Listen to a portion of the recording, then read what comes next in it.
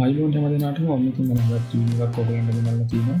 මම අද කියන දෙන්නම් කොහොමද මෙන්න මේ අයි බෑග් එකක් ලේසියෙන්ම රිමූව් කරගන්න කියලා. මම මුලින්ම කරන්නේ මේක control G ගහලා ඩිලීට් කරගන්නවා. ඊට පස්සේ control shift U ගහනවා. ගාලා වෙල මේක black and white එකට කන්වර්ට් කරනවා. ඊට පස්සේ මම යනවා filter අද high pass මේක මම value එක මේ විදිහට එකක් තියෙනවා. okay කරනවා. ඊට පස්සේ මම මේක කන්වර්ට් කරනවා soft light වලට. ඊට පස්සේ PS2 මැදින් create කරගන්නවා layer එකක්. ඊට පස්සේ මෙන්න මේ layer එක දිග තමයි මම මෙතන මේ ටික අයින් කරන්න හදන්නේ. මම මේක අයින් කරන්නේ brush එකෙන්. ඊට පස්සේ මම මේක sample කරගන්නවා. මේකේ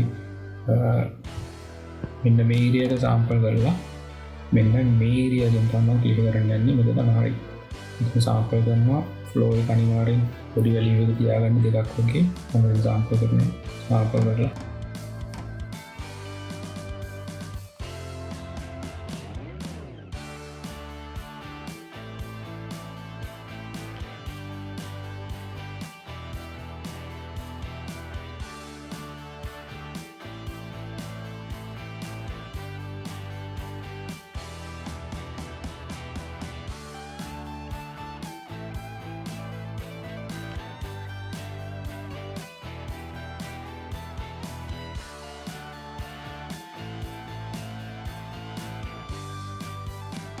හරි මම ඔයගොල්ලන්ට before after පෙන්නන්නම්.